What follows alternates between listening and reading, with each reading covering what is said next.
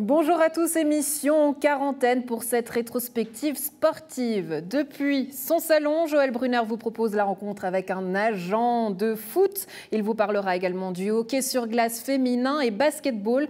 Et pour terminer, ou plutôt pour commencer, sortez vos boules. On commence avec une partie de bowling. Le Bowling Gland a créé récemment un club de bowling sportif, et ce notamment grâce à Sébastien Ingret, récent champion suisse de bowling dans la catégorie C. Salut Sébastien, merci d'être avec nous. Salut Joël, enchanté.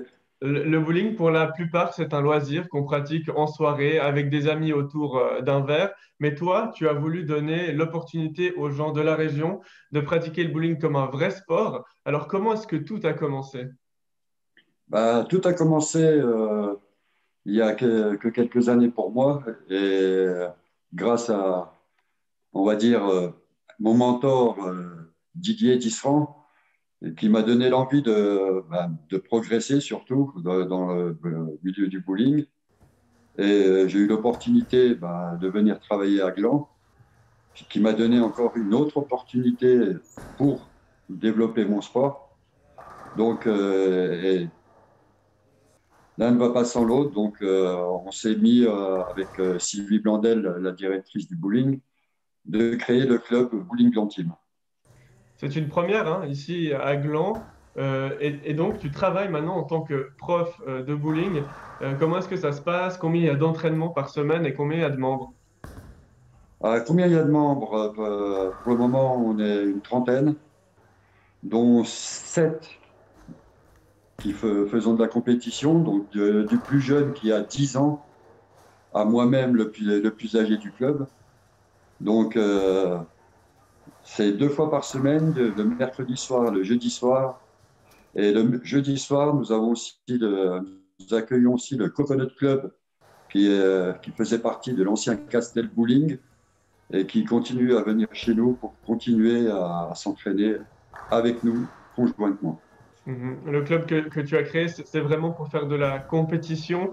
Alors, qu'est-ce qu'on y apprend et comment est-ce qu'on devient un bon joueur de bowling? Ah bah, un bon joueur, c'est beaucoup d'entraînement, beaucoup de répétitions, avec ou sans boule. Donc, il y a beaucoup de travail par rapport à l'approche, par rapport au lâcher de boule, ce qui est encore pour moi assez difficile parce que en étant entre guillemets néophyte, ça fait que 4 ans que je pratique ce sport, dont 3 avec de la compétition. Donc, j'en apprends encore. Donc, j'ai quelques avantages aussi, c'est que à force de faire des compétitions, je sympathise avec des personnes comme par exemple Stéphane Pelin, qui est moniteur et entraîneur des sourds et malentendants dans le milieu du bowling, qui vient une fois par mois pour nous donner des entraînements vraiment spécifiques dans le milieu du bowling. Et tu es néophyte, hein, tu dis. Voilà qui explique pourquoi tu es dans la catégorie C. La catégorie C, c'est voilà, ceux qui commencent à faire du bowling en compétition. Et tu as remporté le titre de champion suisse dans cette catégorie. Voilà les médailles, le trophée. C'était une surprise pour toi que de gagner cette compétition cet été à Winterthur. Oui, franchement, c'était pas facile. En plus, jouer en Suisse alémanique et surtout battre des Suisses allemands qui, sur le papier, étaient meilleurs que moi, ainsi que certains Romans qui sont meilleurs que moi sur le papier. Donc, ce qui est important, c'est pas spécialement de faire des strikes, c'est surtout faire des fermetures, des spars. Ouais, c'est ça. Si on veut battre ses amis aussi, hein, il faut, dans les Ouais. deux coups qu'on a, faire tomber toute l'équipe. La suite maintenant, comment tu la vois? Tu vas être promu en catégorie B. C'est quoi ton objectif final? Vu que je suis titré du championnat suisse de catégorie C, automatiquement, je suis rebasculé en catégorie B. Donc, mes objectifs pour la fin de l'année, c'est être champion suisse catégorie B. Voilà. Et Donc, aussi maintenant formé, j'imagine, la relève glandoise, puisque c'est désormais possible. Merci beaucoup, Sébastien Ingret. on va faire le maximum et tous les glandois et glandoises sont invités à venir découvrir ce sport qui est assez agréable et très convivial. Aujourd'hui, on s'intéresse à la profession d'agent de joueur de football en compagnie de Lorenzo Falbo. Bonjour Lorenzo, merci d'être avec nous. Bonjour, bonjour, c'est un plaisir. Vous êtes le directeur de Sport Management, une agence de représentation de joueurs basée notamment à Nyon, et vous êtes vous-même agent de joueurs.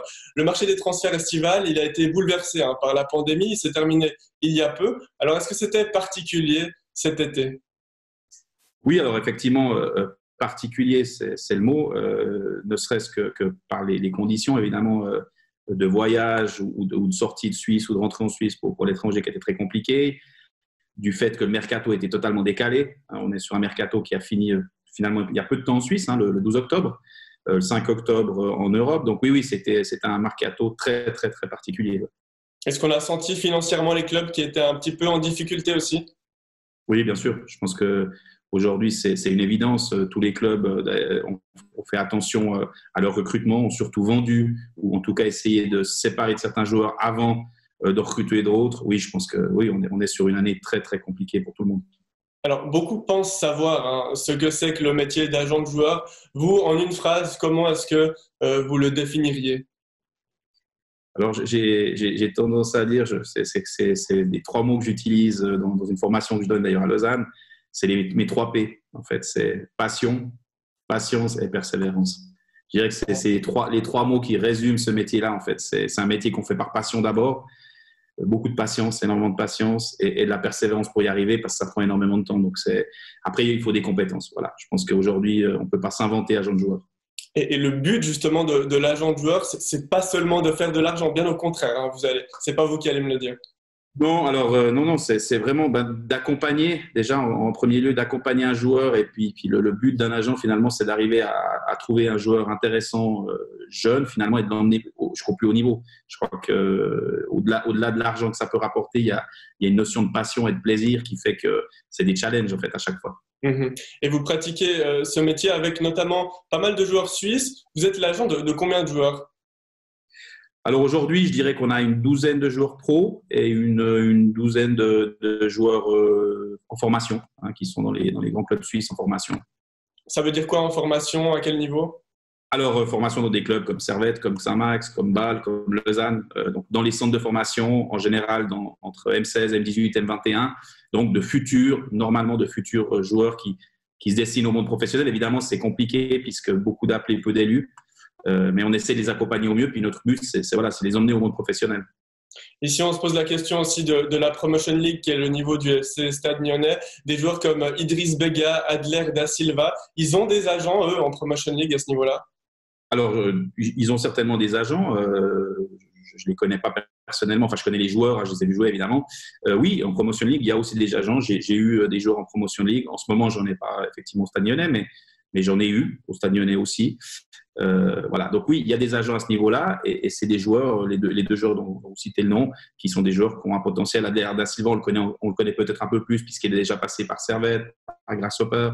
Il a déjà, pour son jeune âge, pas mal de clubs derrière lui, mais gros talent. Et puis Idriss Bega aussi, gros talent, grosse qualité de joueur. Oui, c'est des joueurs qui sont entre le monde amateur et le monde professionnel en fait en ce moment et qui peuvent à tout moment finalement faire le pas. À vous entendre, on sent que vous connaissez très bien le football suisse. Vous connaissez aussi très bien le football international puisque vous possédez, si on peut dire comme ça, aussi quelques joueurs colombiens, dont un notamment, c'est votre joueur phare, Johan Mojica. Comment est-ce que ça s'est fait, cette collaboration avec les joueurs de Colombie? Alors bon, ça fait plus de 20 ans que je travaille sur le marché colombien, donc j'étais un des précurseurs au niveau du marché colombien. J'ai d'ailleurs eu, avant Mojica, Alvaro Dominguez, qui a joué très longtemps au FC Sion. Si vous vous rappelez, peut-être dans les années 2008 à 2012, qui était un des premiers Colombiens, en tout cas en Suisse, et un des premiers de la nouvelle vague colombienne en Europe, des Falcao, Rames, Guarin. Voilà, donc avec Mojica, simplement, j'ai un bureau en Colombie. On était appelé pour visionner des joueurs dans un endroit très reculé de la Colombie. Et puis, on est tombé sur ce jeune garçon à l'époque de 18 ans qui était incroyable et avec qui on a décidé de commencer un processus. Et puis, ce processus nous a emmenés jusqu'à une Coupe du Monde en 2018 avec la Colombie titulaire, et puis aujourd'hui à l'Atalanta en Champions League, quoi. Donc c'est vrai que c'est presque le parcours qu'on cherche tous quand on a un joueur, d'arriver à l'emmener à faire une Coupe du Monde, ce qui est magnifique pour le joueur et pour l'agent, parce que j'étais présent en Russie et c'est des moments incroyables à vivre. Et puis aujourd'hui, je ne vais pas vous cacher que la semaine passée, quand il y a eu l'hymne de la Champions League et que je l'ai vu alors sur le banc, malheureusement il n'est pas rentré, j'ai eu une petite larme qui a coulé, effectivement, parce qu'il y a une passion qui est là-dedans, quoi. Et c'est là vraiment qu'on voit qu'il n'y a pas que l'aspect financier, c'est vraiment un accompagnement de joueurs. Comment est-ce que ça se passe? Parce que ça commence dès le plus jeune âge, hein. Entre 12 et 16 ans, il y a des conseils tout d'abord, et ensuite on commence à se lier à un agent. Vous, comment est-ce que vous procédez avec les jeunes? Alors, vous l'avez très bien dit, je pense qu'entre 12 et 16 ans, alors nous, on n'intervient pas si ce n'est pour donner des conseils aux parents. Voilà. Aujourd'hui, entre 12 et 16 ans, volontiers, j'aide des parents en les conseillant et en essayant de faire peut-être aussi des fois un pare-feu. Quand je dis un pare-feu, c'est éviter qu'il y ait 15 agents qui viennent perturber le garçon, parce qu'aujourd'hui, évidemment, j'ai commencé dans un temps où n'existait pas ni Instagram, ni tous les réseaux sociaux. Aujourd'hui, il y a ces réseaux sociaux et les pseudo-agents ou les agents que j'appellerais un peu pas professionnels contactent les jeunes joueurs par Instagram. Donc, le but entre 12 et 16 ans, c'est vraiment du conseil. C'est pas un agent. Et entre 16 et je dirais le premier vrai contrat pro, c'est aussi du conseil aux joueurs et aux parents. Ensuite, voilà, le joueur, vous le possédez. Comment ça se passe pour gérer sa carrière? Est-ce que vous recevez des offres de clubs ou est-ce que c'est vous qui allez toquer à la porte des clubs? Non, je dirais qu'alors, il y a plusieurs cas de figure, c'est évident, mais pour les jeunes joueurs, je suis un fervent et je leur dis à chaque fois, pour moi, un jeune joueur doit être formé en Suisse, doit arriver à jouer en équipe première, faire un nombre de matchs entre 60 et 80 matchs en Super League suisse pour partir à l'étranger. J'ai jamais envoyé un jeune à l'étranger comme ça se fait de plus en plus, parce que pour moi, c'est pas productif. Donc voilà, donc je dirais que non, on cherche pas de club pour les jeunes, on essaie de travailler en collaboration avec leur club formateur, puis par la suite, évidemment, on a un réseau, donc on a un carnet d'adresses qui fait qu'en général, notre réseau, les clubs nous connaissent, savent qu'on gère tel joueur, et c'est souvent les clubs qui viennent vers nous en nous disant, voilà, tiens, on a un intérêt pour ce joueur-là. Je prends l'exemple de Nouma Lavanchi, par exemple, à Lugano, qui était à Grasshopper. Lugano m'a approché pour le faire venir et on a fait un transfert. Le même pour Steve Brouillet, qui lui était à Lugano.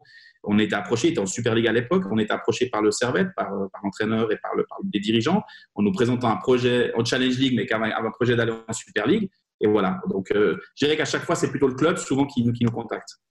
Financièrement, combien est-ce que ça gagne un agent de joueur? En vous entendant, on voit qu'on peut vivre du football en tant que joueur, mais aussi en tant qu'agent. Alors, je dirais qu'aujourd'hui, en Suisse, exclusivement en Suisse, c'est très difficile d'en vivre. Pour être honnête, c'est compliqué. Il y a peu de moyens en Suisse, donc il y a peu finalement de commissions. Le seul moyen peut-être d'en vivre, c'est justement d'avoir des joueurs à l'étranger, je pense, finalement en Suisse, puis avoir des activités annexes. Je dirais, nous on essaye on n'a pas que le management, on s'occupe d'autres domaines. Je donne des cours, je fais de la formation, que ce soit d'agent ou de management. J'ai plusieurs activités qui permettent d'avoir des revenus, parce que c'est évident que le métier d'agent est aussi un métier très compliqué puisqu'on est finalement soumis à des commissions. Donc, il n'y a aucun fixe, il n'y a jamais de fixe. Expliquez-nous finalement ces commissions, parce que c'est peut-être de là que vient votre salaire, hein. C'est une partie du salaire du joueur. Alors, salaire, je dirais, jusqu'à avoir un salaire, c'est là où c'est compliqué parce qu'il y a déjà beaucoup de frais. Évidemment, on est dans un métier où il y a énormément de frais, que ce soit des frais de voyage, de représentation, etc. C'est vraiment, il y a beaucoup de frais. Et puis finalement, oui, l'agent gagne qu'un pourcentage finalement sur le salaire du joueur. C'est à peu près ça, une moyenne de 5%. Voilà, merci. Voilà. Merci beaucoup Lorenzo Falbo de nous avoir expliqué et fait connaître ce monde de l'agent du joueur. Merci beaucoup. Un grand plaisir, merci à vous. La Ligue amateur de hockey sur glace a décidé d'interrompre tous ses championnats avec effet immédiat, et ce pour le plus grand malheur des joueuses du HC Forward Morges qui devaient disputer leur premier match samedi.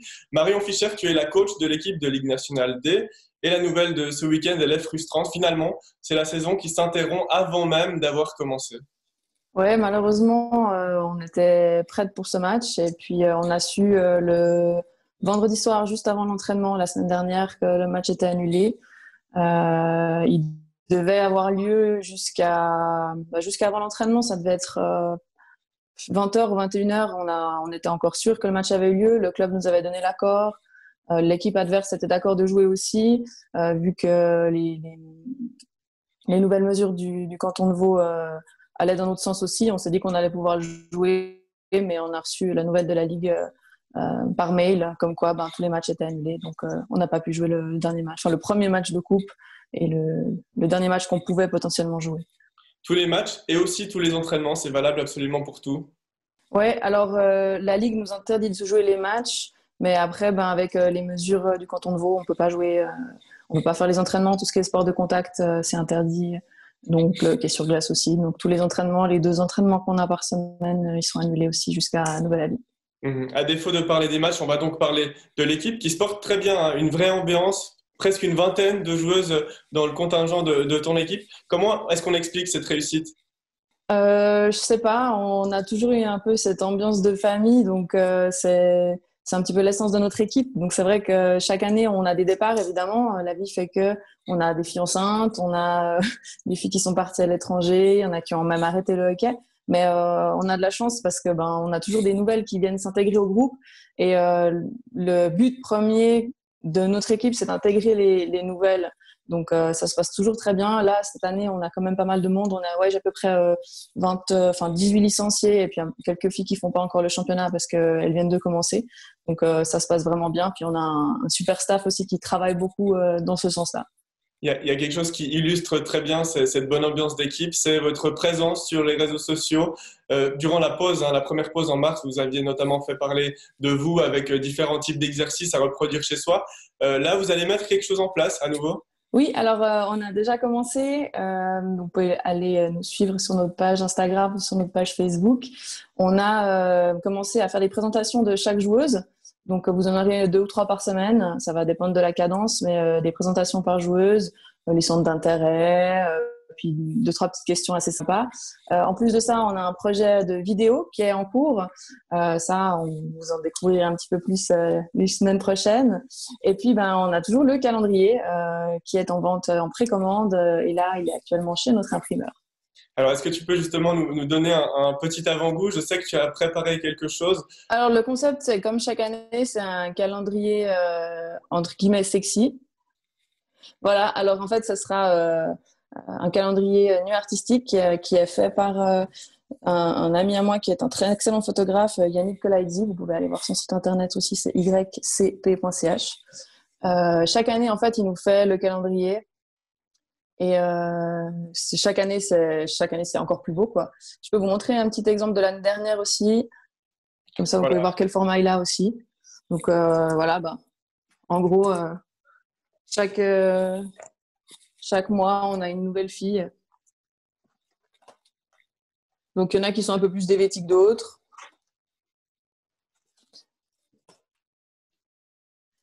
Et puis voilà, donc nous, on vous montre que la couverture pour le 2021 et on compte sur vous pour l'acheter et nous soutenir.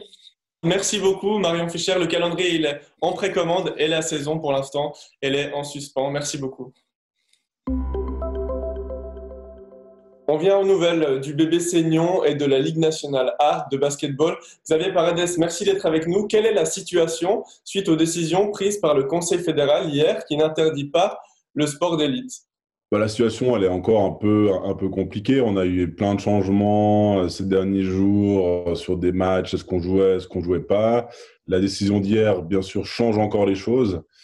On était censé jouer à Nyon contre Neuchâtel samedi. Finalement, on va aller jouer à Neuchâtel. On a un match lundi qui va être mis contre Lugano à la maison, qui n'était pas prévu à la base, qui était prévu le samedi. Donc, il y a énormément de changements. On attend aussi maintenant des informations de Swiss Basketball suite à la décision qui a été prise hier par le Conseil fédéral, à savoir de limiter à 50 personnes, ce qui équivaut quasiment à du huis clos pour nous. Donc voilà, il y a beaucoup de discussions qui vont avoir lieu, je pense, dans les prochaines heures pour voir quelle est la suite de la saison. Qu'est-ce qu'elle change donc concrètement, la décision du Conseil fédéral? C'est que maintenant, il n'y a pratiquement plus de spectateurs au match. Oui, avant, avec le canton de Vaud, on avait l'occasion d'avoir 1000 personnes. Nous, on avait limité à 600 personnes pour des raisons de sécurité. Là, c'est clair qu'on passe de 600 personnes maximum à 50 personnes. Donc, ça change beaucoup. Ça change beaucoup financièrement pour les clubs parce que pour nous, notamment, mais on n'est pas les seuls, les rentrées de spectateurs, de buvettes, de merchandising, c'est des rentrées importantes. Donc, c'est toutes des rentrées qu'on n'aura pas en jouant avec 50 personnes ou qu'on n'aura quasiment pas. Donc, c'est sûr que ça change beaucoup de choses. Ouais, la Swiss Basketball League, la Ligue nationale A de basket, c'est un championnat un peu en difficulté. On sait qu'il y a plusieurs équipes qui ont dû se retirer pour des raisons financières cette année. Quelle est la situation au bébé Seignon? Ouais, c'est clair que c'est difficile pour tout le monde. Avec la saison, même sans l'arrêt de la saison l'année dernière, il y avait déjà des clubs qui étaient en difficulté, qui ont dû se retirer. À Nyon, on a été extrêmement prudent sur cette saison. C'est clair que l'arrêt de la saison dernière, on a eu l'occasion d'en parler déjà, a été difficile pour nous. On est reparti avec un budget assez faible pour ne pas prendre de risques. Nous, c'était vraiment important financièrement. Donc, pour l'instant, on est à flot, on est bien. C'est clair qu'un arrêt de la saison va nous faire du mal, mais je pense qu'on a essayé d'être vraiment prudent, d'être vraiment conservateur sur notre budget pour pouvoir toujours rester à flot, même si on devait arrêter la saison. Alors ça va nous faire mal, ça va nous générer des pertes encore cette année, mais théoriquement, ça ne va pas remettre en cause la survie du club. Sur le plan sportif, maintenant, il y a eu un match seulement qui a pu être disputé pour le moment. Est-ce que l'équipe est en forme? Non, je crois que ce premier match était plein de promesses. Alors, on a malheureusement perdu. Je pense que le score était un peu sévère contre nous parce que l'équipe a bien joué. On est content du travail qui est fait avec l'équipe. C'est vrai qu'on a beaucoup de jeunes qui progressent. On a un Benoît Eman qui a fait un match juste extraordinaire. On a vraiment des bons joueurs. On a des nouveaux Suisses qui arrivent, qui doivent encore s'adapter, où ça va prendre encore quelques semaines, quelques mois pour qu'ils s'adaptent. Mais je crois que pour l'instant, on est content en tout cas de la façon dont l'équipe joue, de l'énergie qui est mise sur le terrain, du style de jeu collectif, c'est vraiment ce qu'on veut. Donc, je pense que c'est plutôt positif. Alors après, c'est qu'un seul match. Mais je pense qu'en tout cas, voilà, on peut être en tout cas fier de ce qui a été fait sur ce premier match et l'équipe continue à travailler. Alors, il y a eu le confinement de l'équipe, mais l'équipe travaille et on continue à avancer. Avec un mot d'ordre qui est plus que jamais mis en avant cette année, c'est la formation de jeunes joueurs de Suisse. Non, je crois que c'est la philosophie du club et je pense que dans des temps un peu difficiles comme c'est le cas en ce moment, il faut vraiment qu'on se tourne vers notre base. Et notre base, c'est la formation. Notre base, c'est travailler avec les joueurs suisses, c'est travailler en équipe, travailler de manière collective. Et c'est vraiment ce qu'on veut faire. Et pour l'instant, on est content de la façon dont ça se passe. Et on espère qu'on va pouvoir continuer à le faire malgré la situation compliquée. Merci beaucoup, Xavier Paredes. Donc, pour l'instant, la suite est un peu floue, mais les deux matchs de ce week-end, un samedi et un lundi, restent maintenus. Merci, Xavier. Merci beaucoup. Promis, la semaine prochaine, c'est Joël Brunner qui sera de retour. On se réjouit de le retrouver après cette quarantaine en bonne santé. À très vite.